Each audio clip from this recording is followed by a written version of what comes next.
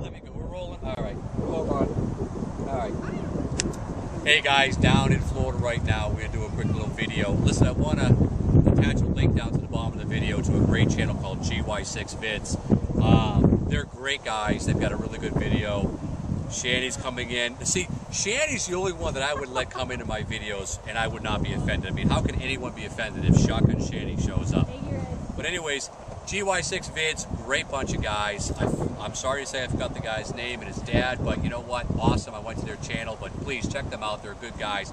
They add a lot of information, a lot of humor into their videos. Really good stuff. Well, anyways, one of the videos they had done was going over admin loads and tactical reloads and mag retention.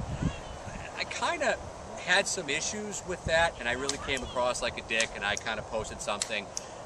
And I feel bad because I can't remember the guy's name, but he came back real professional, and we went back and forth. I kind of apologized and said, yeah, look, I'm really sorry how I came across.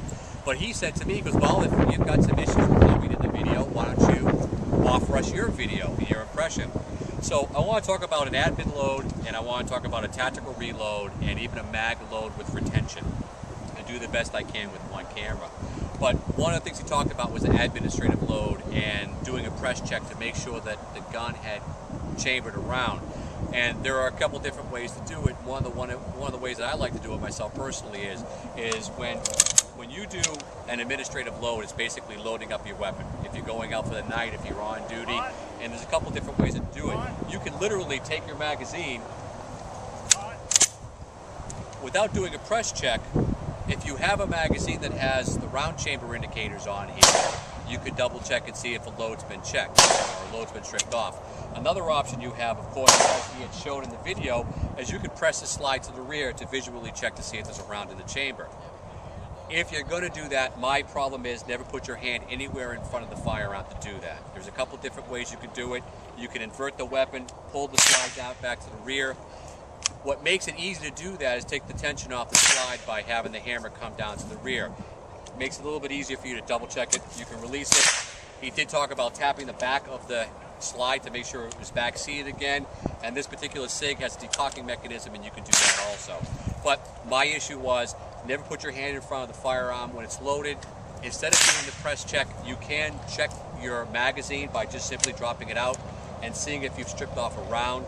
But if you really want to pull the slide to the rear and do a press check, if it's a double action, single action, has a hammer, decock the hammer to the rear, then you can just pull it back, see the shell casing, release it, tap it, make sure it's seated, decock the mechanism, put the weapon in. Real plain, real short and simple.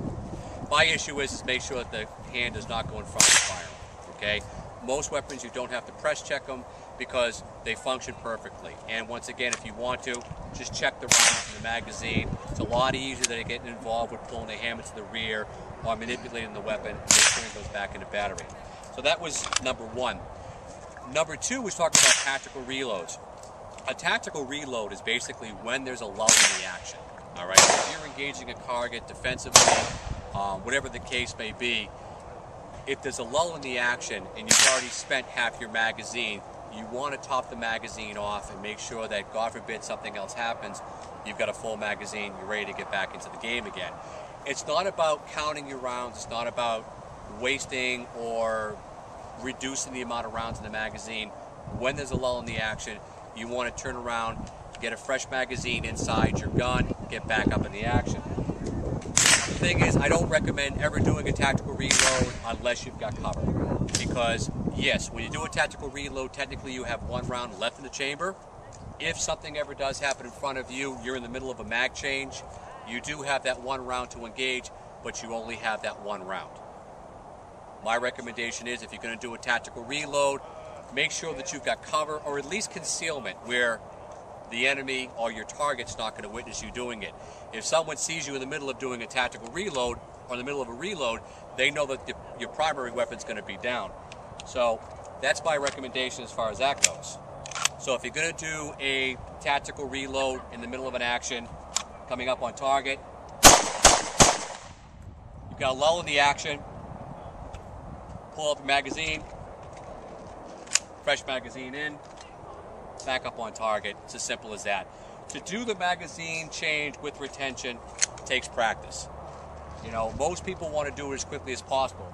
if you're behind cover or concealment, you actually have the opportunity to get that magazine back in there and get back up on target. If you're in the middle of a magazine change, all of a sudden the target makes itself visible to you. You can set off that round, get back into it, whatever you need to do to get back in the game. But just make sure if you're going to be doing a tactical reload,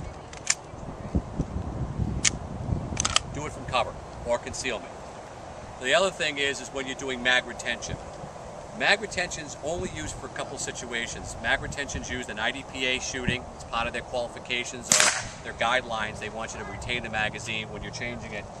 There was an FBI shootout almost 20 years ago where these two individuals, an FBI agent with a revolver and a bad guy was behind a couch, and they were exchanging rounds.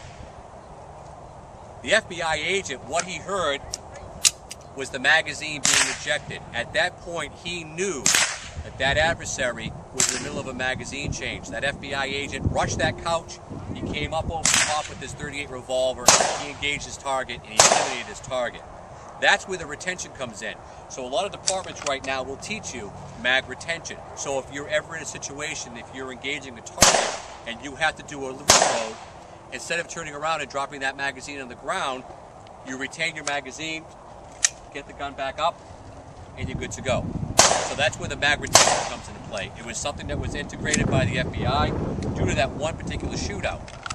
Everything that you do is practice, practice, practice. You can sit and watch videos on YouTube all day long. You can watch as many movies as you want, play Call of Duty as much as you want. If you really want to be tactically effective, you have to come down to the range. You have to constantly practice. When you're in the house, do the training with the firearm unloaded, sit there, do your reloads. Do it once a day. Do it 5 minutes a day. And you become more and more proficient unless you have the opportunity to actually be out of range, be able to shoot, and practice safely. You can watch videos all day long. Go out and practice. That's all I have today. Go check out GY6vids. They're great guys. The link will be down below. Any questions, go ahead and post them. I'll do the best I can. I'm throwing this all together in one clip. I can hear Andy staring me down, which is making me nervous because I'm not doing things properly, you know. And thank you very much, Miss Shani. Thank you. I appreciate your help, young lady. You know. But, other than that, appreciate it. Take care, guys.